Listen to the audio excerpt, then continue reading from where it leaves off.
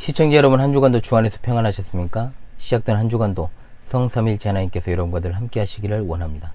이번 주에도 하나님 말씀 중심의 삶을 살아가시기를 간절히 소망하며 2021년 38주차 하나님의 말씀은 욥기 8장 7절의 말씀입니다. 자, 함께 외워봅시다. 내 시작은 미약하였으나 내 나아중은 심히 창대하리라. 욥기 8장 7절 말씀. 아멘. 다시 한번 외워봅시다. 내 시작은 미약하였으나 내 나아중은 심히 창대하리라. 욥기 8장 7절 말씀. 아멘. 연속해서 본교회 이번 주 하나님의 말씀을 많은 성도들에게 그리고 사람들에게 잘 알려져 있지만 잘못 오용되고 있는 성구를 중심으로 해설하는 시간을 갖고 있습니다. 지금 3주째인데요. 아마도 신구약 성경을 통틀어 가지고 신자 불신자 할 것 없이 가장 많이 인용하고 사용하는 말씀 중에 하나가 바로 이번 주 하나님의 말씀이 아닐까 싶습니다. 일단 욥기 8장 7절은 굉장히 짧지만 강렬한 메시지를 담고 있기 때문인데, 저 어린 시절을 좀 추억해 보면 이 어린 시절에 제가 이 말씀이 적힌 액자가 걸어진 집을 진짜로 많이 봤어요. 크리스천이 운영한다는 식당에 가도 이 말씀을 보는 것은 매우 흔한 일이었습니다. 오히려 지금은 신자들보다 불신자들이 이 말을 갖다가 자신들의 상황에 비추어서 사용하는 일들이 흔하더라고요. 자, 그렇다면 역시 이번 주에도 이 말씀이 어떤 문맥과 맥락에서 사용된 말인지, 그리고 과연 이 말씀을 지금 많은 사람들이 사용하는 것과 같은 방식으로, 그게 뭡니까 여러분?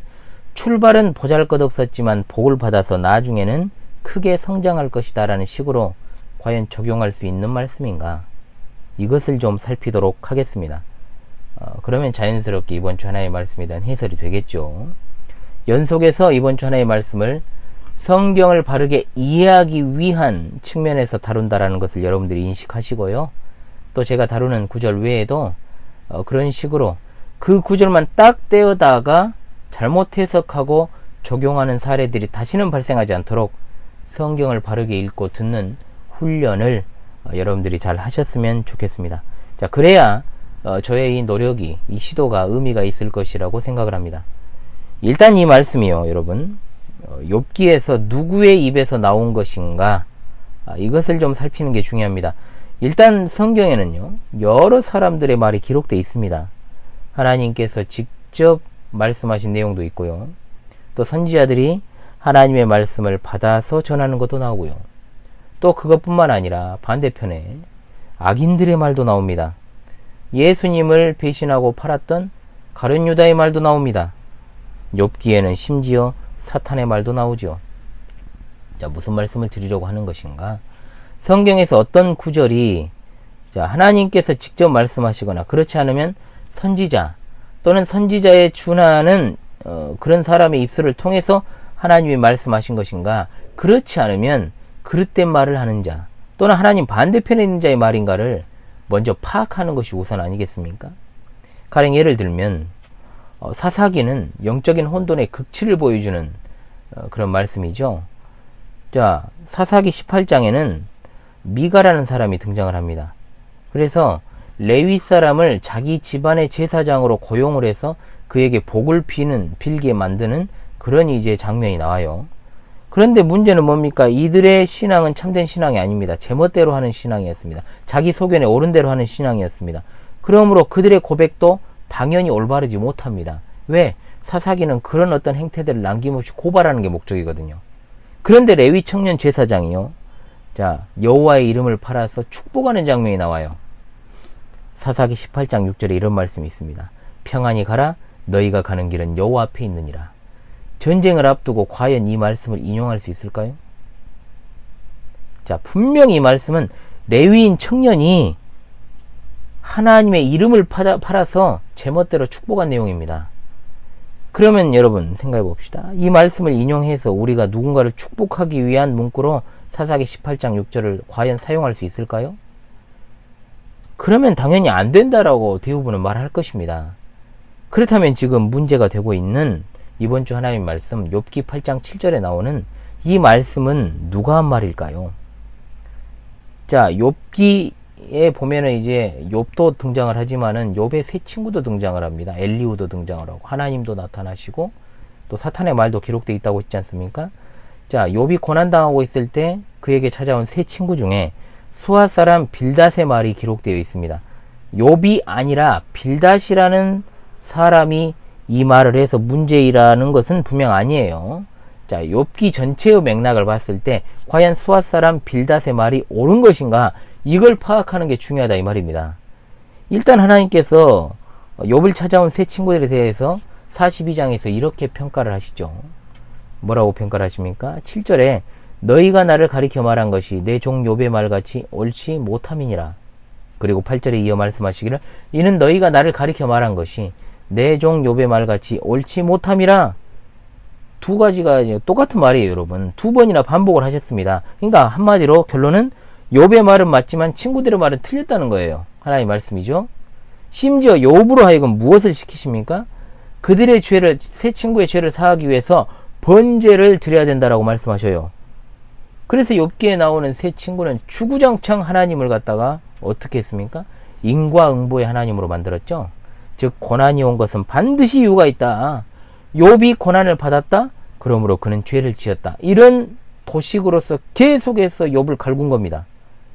하나님을, 문제는 뭡니까? 욥을 갈군 것도 문제지만 자신들 멋대로 하나님을 갖다가 제한해버리고 가두어버린 거예요. 욥이 하나님께 책망을 받은 것은요, 이유 없는 고난도 다 하나님의 손길에 달린 것이다. 하나님의 주권적 섭리에 달린 것인데 그것을 욥이 인정하지 않았기 때문에 책망을 받았습니다. 그러므로 빌닷의 이 말은 욥에게 해당되지 않는 틀린 말이기 때문에 우리가 이것만 떼다가 사용할 수 없다는 결론이 나옵니다. 자, 그렇다면 이제 또 양보하고 또 양보합시다. 빌닷의 말이 욥과 같은 특수한 상황이 아니라 일반적인 측면에서는 과연 틀린 말이냐 이 말이요. 자, 그건 아니에요. 그건 분명 아닙니다. 욥기의 맥락에서는 욥에게 해당되지 않는 분명 틀린 말임에도 불구하고 일단 율법적으로는 자녀들이 주께 죄를 지어서 주께서 그들을 징벌하신다? 이것은 여러분 맞는 말이죠. 맞는 말입니다. 왜? 하나님은 공의로우시기 때문에 당연히 인간의 죄에 대해서 벌하십니다. 범죄에 대해서 하나님은 보응하시는 분이시고 또 죽이기도 하시고 살리시기도 하는 분이 맞습니다.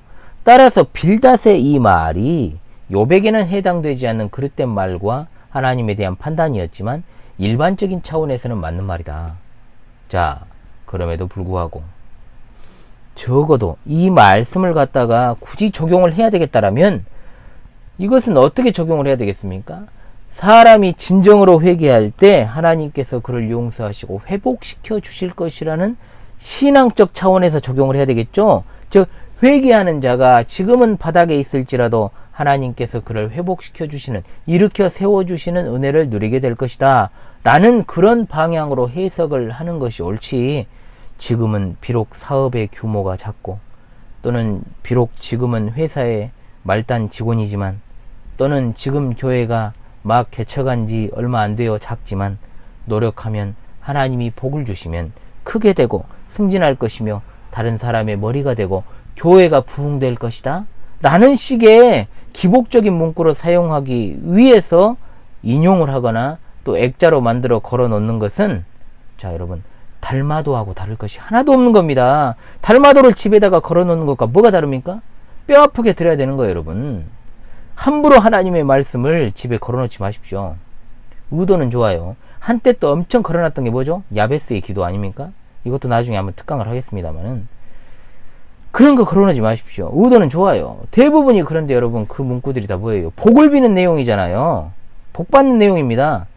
기독교는요, 이미 구원의 복을 받은 자들이 영적인 복을 누리면서 천국 가는 그날까지 순례자의 여정을 잘 걸어가자는 것이 여러분 기독교인의 삶입니다. 그런데 복을 비는 종교가 아니에요. 그건 자연 종교죠. 모든 종교들의 특징이죠. 그런데 도대체 누가 기독교를 싸구려로 만들고 있습니까? 세상이 아닙니다, 여러분. 버젓이 목사와 교인들이 그렇게 만들었다는 거예요. 그래서 지금 교회가 무슨 탄압을 받는다고 함부로 말하면 안 돼요. 교회가 탄압받을 짓거리를 했죠. 거기에 있는 목사와 목사의 말을 분별하지 않는 성도들이 공동 책임을 갖고 있는 겁니다. 하나님의 말씀을 누가 도대체 주문처럼 사용했냐 이 말이에요. 욥기가 여러분 무려 42장입니다. 굉장히 길게 구성되어 있어요. 분량이 많아요. 그럼에도 불구하고 사람들이 고작 인용한다고 하는 것이 욥기 8장 7장 내 시작은 미아가 있으나 내 나중은 심히 창대하다고요? 또 노래로 막 부르니까 나의 가는 길을 뭐 하나님이 아시나니 그거 있잖아요. 23장 10절에 나오는 내가 가는 길을 그가 아시나니 그가 나를 단련하신 후에 내가 승분같이 나오리라. 이 정도 인용하고 아니면 또 욥기 1장 21절에 나오는 주신 이도 여호와시오 거두신 이도 여호와시오니 여호와 이름이 찬송을 받으실지니라. 42장 전체에서 고작 인용하는 게 이렇게 3개면 여러분 얼마나 하나님의 말씀에 대해서 편식하고 있는가를 우리가 알게 되지 않습니까? 아무쪼록 여러분 이번 주 하나님의 말씀인 욥기 8장 7절이 다시는 달마도와 같은 취급을 받지 않도록 주의하시고요. 다른 하나님의 말씀을 읽고 적용하는 일을 정말로 신중하게 전체적으로 하시는 여러분 되시기를 간절히 소망합니다. 다시금 여러분 이번 주 하나님의 말씀을 외우면서 이 말씀은 결코 지난주에 빌립보서 4장 13절의 말씀과도 같이 함부로 인용해서는 안 되는 말씀이라는 것을 기억하면서 외우며 마무리하도록 하겠습니다. 내 시작은 미약하였으나 내 나중은 심히 창대하리라. 욥기 8장 7절 말씀 할렐루야 아멘.